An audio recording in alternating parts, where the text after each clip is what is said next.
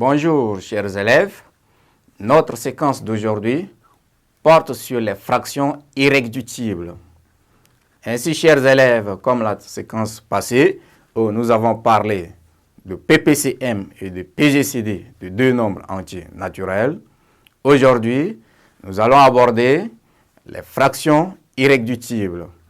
Alors chers élèves, à l'issue de cette séquence, vous serez à mesure de simplifier une fraction en utilisant la décomposition du numérateur et du dénominateur de facteur premier.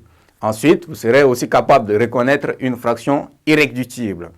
Alors, simplification d'une fraction. Donc, pour simplifier une fraction, chers élèves, il y a aussi des règles à adopter. Donc, dans cette règle, nous disons, simplifier une fraction, c'est trouver une fraction égale à la fraction donnée en divisant le numérateur et le dénominateur par un ou plusieurs diviseurs communs différents de 1. Donc, si on vous donne une fraction, chers élèves, vous allez chercher maintenant les diviseurs de cette fraction-là, c'est-à-dire avoir le même terme qui va diviser le numérateur et le dénominateur pour pouvoir simplifier votre fraction.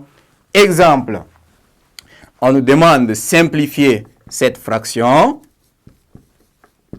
12 sur 24. On nous demande de simplifier cette fraction. Donc, qu'est-ce qu'on va faire? La première des choses à faire, c'est de décomposer 12 et décomposer 24.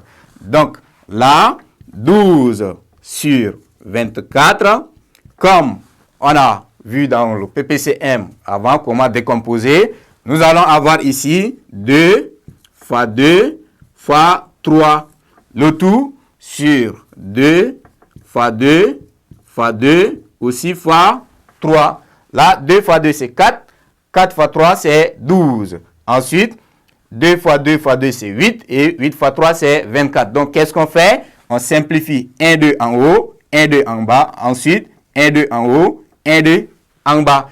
Donc, on a vu qu'il n'y a plus déjà de 2 en haut. Pourtant, ça nous reste 1, 2 en bas. Mais, on va regarder maintenant les 3. On a ici 1, 3 en haut et 1, 3 en bas. Donc là, qu'est-ce qu'il nous reste? En haut, il nous reste rien. Donc, c'est considéré comme 1 parce que 1 est un multiple de tout nombre entier naturel. Donc, ici, on a 1 sur, et en bas, ce qui n'est pas barré, c'est aussi 2. Donc, là, nous avons 2. Donc, chers élèves, c'est comme si vous avez 12 sur 24 égale à 1 demi. Donc, on a simplifié notre fraction 12 sur 24. Alors, comment reconnaître une fraction irréductible? Donc, en définition, nous disons une fraction est dite irréductible lorsque le nombre 1 est l'unique diviseur commun aux deux termes. Donc, cela veut dire quoi? Si vous prenez par exemple, vous avez 5 sur 7, là, chers élèves, comment vous allez simplifier cette fraction? Il n'y a pas autre nombre qui peut simplifier 5 et 7 à la fois.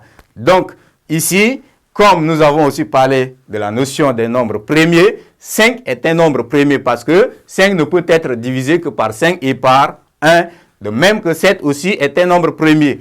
Donc là, le diviseur commun à ces deux fractions n'est rien autre que le nombre 1.